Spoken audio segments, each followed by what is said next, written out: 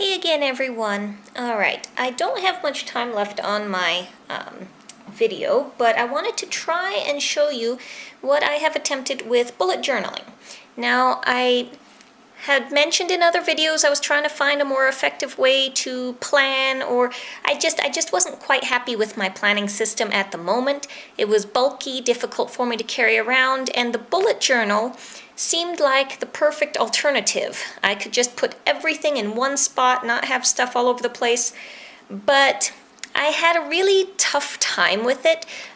This journal, this is a Leuchtturm 1917, just with some stickers from some local coffee shop, local breakfast place. And you'll note I'm not really good with the index thing yet. I have to figure that out.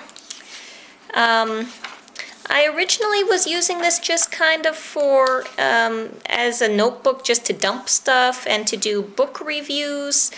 Oh goodness, this is not working out well for focusing.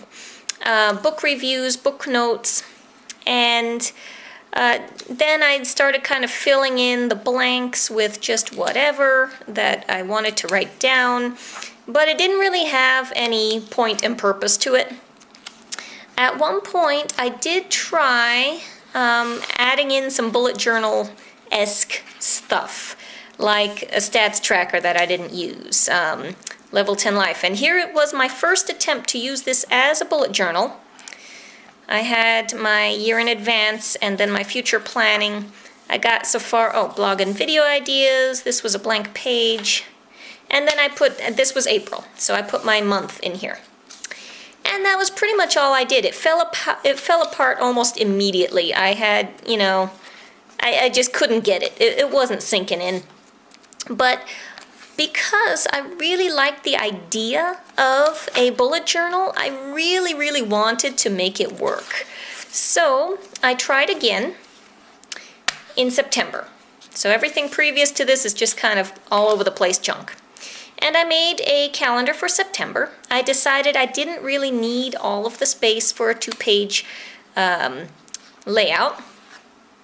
I did my monthly tarot reading as per the tarot planner that I reviewed earlier. And then I started in with my weeks. And you're going to see a little bit of progress here, how it's changed over time. This was my goal reading for the first week. And then I started in on my dailies. You can't really tell, I didn't have much of a header. Everything's just kind of everywhere. And then I hit on something that I liked. And I continued this theme kind of throughout. Again, another week. I liked this layout. I kept it that way. I put this was a budget tracker.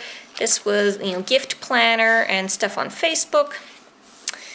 And then my weeklies. Now, this was the Hyperdex. I was using this to keep track of my corset hours.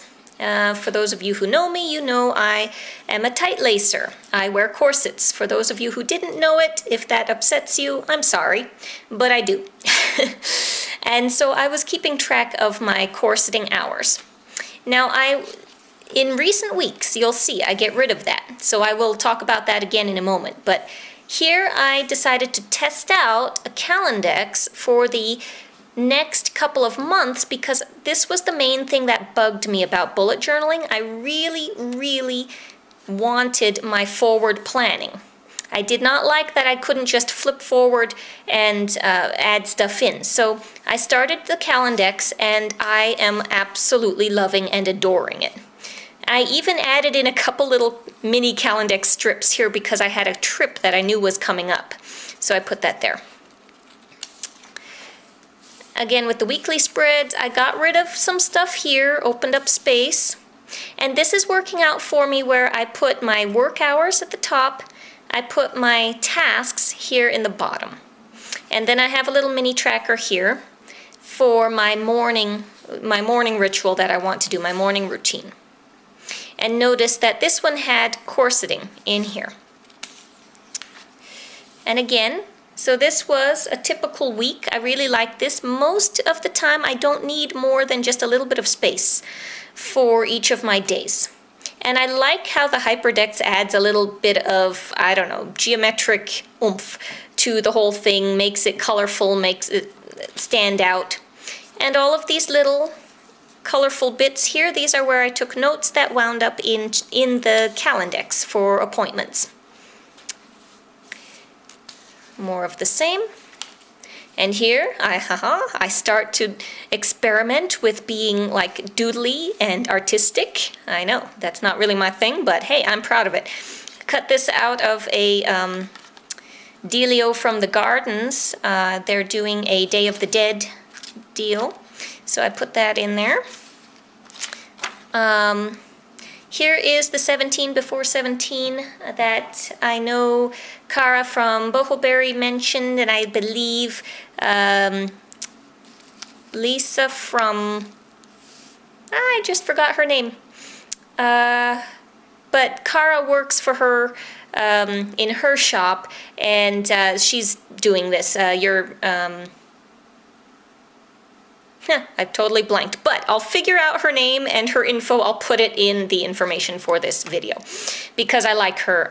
Lisa Jacobs, that's it, Lisa Jacobs, her planner. So I decided to give this a try and see how it works out. So far I don't have 17 things, but we'll see. This I saw on another gal's video about meal planning, and I liked the idea. I did not plan out by day because I very rarely cook every day. So basically my idea is if I have 2 options for each meal, breakfast, lunch, dinner, and snack, then I'm good. Then I can plan. And here is my list that I can just take with me when I go shopping, although most of my groceries I get delivered. And for anything that is not currently on the meal plan, I keep it under here. I really like that. I think it's going to work out, so let you know how that goes. All right. This doesn't need explaining, not of interest to most people, and I wound up with extra space here. That currently is my writing projects.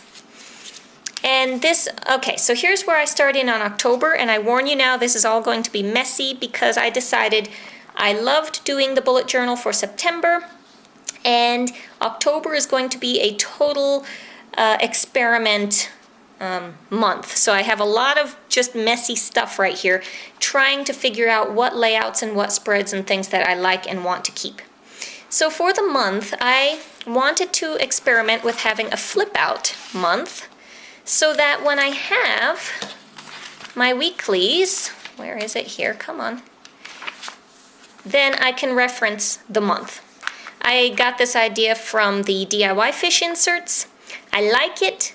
I don't like how I did it here, so I'm going to have to revamp it somehow. But I like the idea. So I did that. This is for my October tarot reading, which I still haven't done. And then this winds up being my lingering list, oh crap. I'm trying to incorporate the get things done scenario. And I kind of was influenced or inspired again by the Meticulous Mommy and how she did it with her system, but I wanted to combine everything into one spot. So this is the experiment, and I will update you later on how I wind up going with it.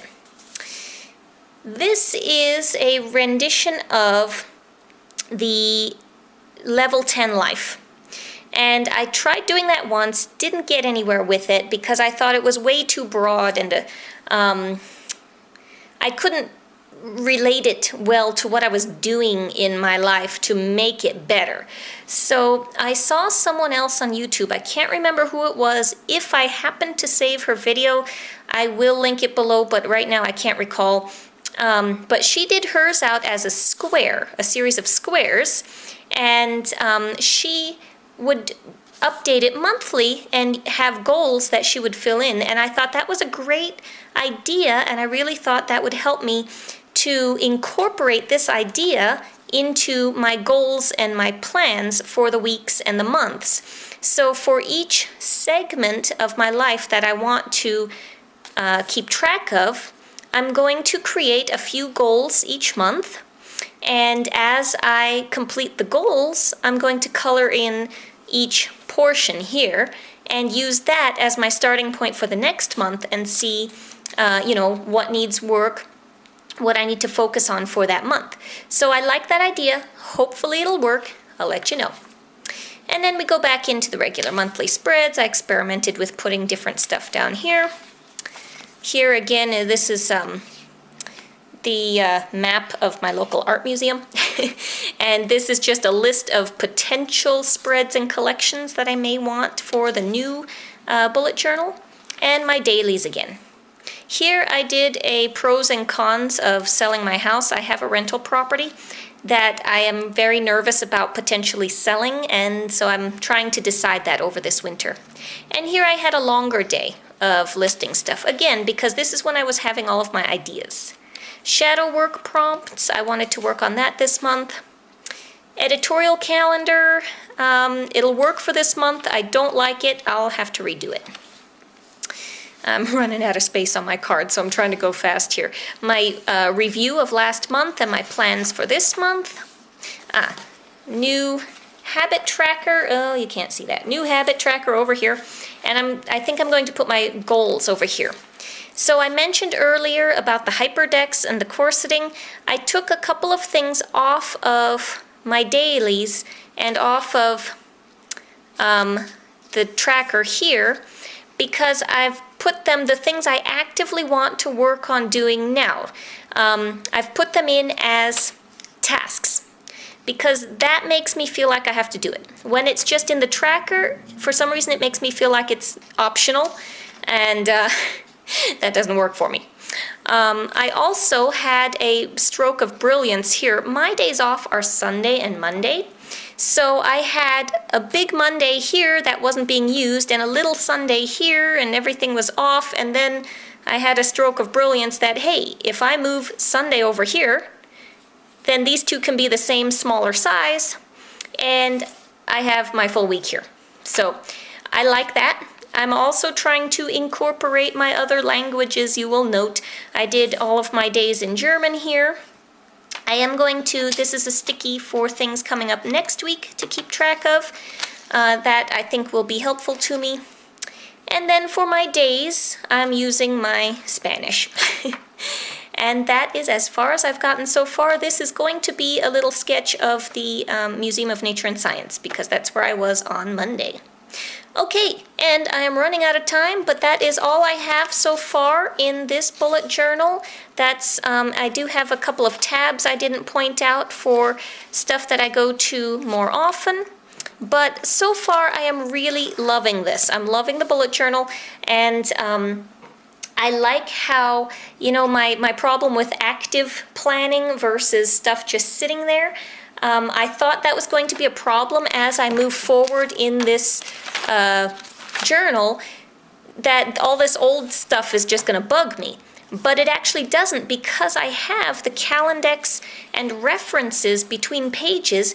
I actually wind up flipping back and forth to different references, and I love it. It's kind of like one of those books when you were a kid where you get to choose the ending and you have to flip to a certain page.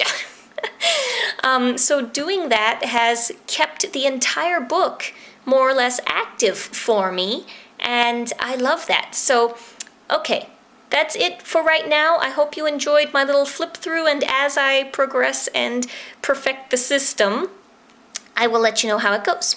Thanks very much, and talk to you again soon. Bye.